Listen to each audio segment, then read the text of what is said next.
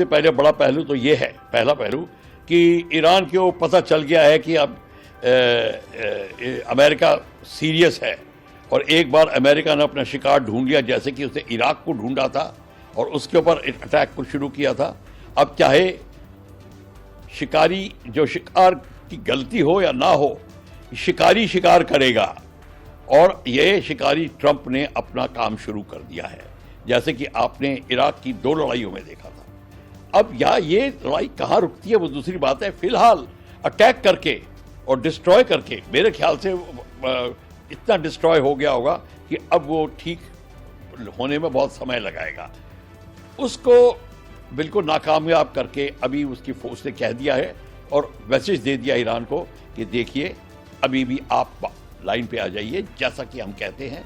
इसके बाद मैं अभी कोई मिलिट्री एक्शन नहीं और कर रहा, पर अगर आपने नहीं किया तो मैं कह नहीं सकता। कहने का मतलब है कि उसने चेतावनी दे दी है कि अभी भी आप बाज आ जाओ, सिंपल शब्दों में। तो ये ईरान के लिए बहुत बड़ी चेतावनी है।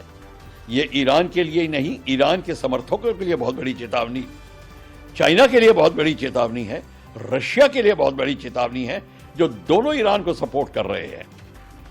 और इस समय इजराइल को पता चल गया है कि अमेरिका उसके साथ में है, ये दूसरी बात है। और अमेरिका इजराइल के समर्थकों को और सबको पता चल गया है। पर अब वर्ल्ड जो है एक किस्म से 2 पहलुओं में डिवाइड होता नजर आ रहा है। एक है चाइनीज रशिया लॉबी और एक है अमेरिका एंड एलाइज की लॉबी।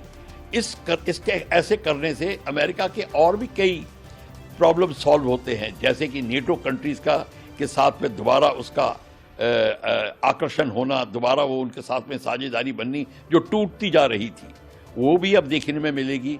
अब देखेंगे कि जितने की इजराइल के सपोर्टर नेटो नेशन में हैं और इत्यादि, वो भी अमेरिका के सपोर्टर बन जाएंगे। ये इसका दूर का खेल है।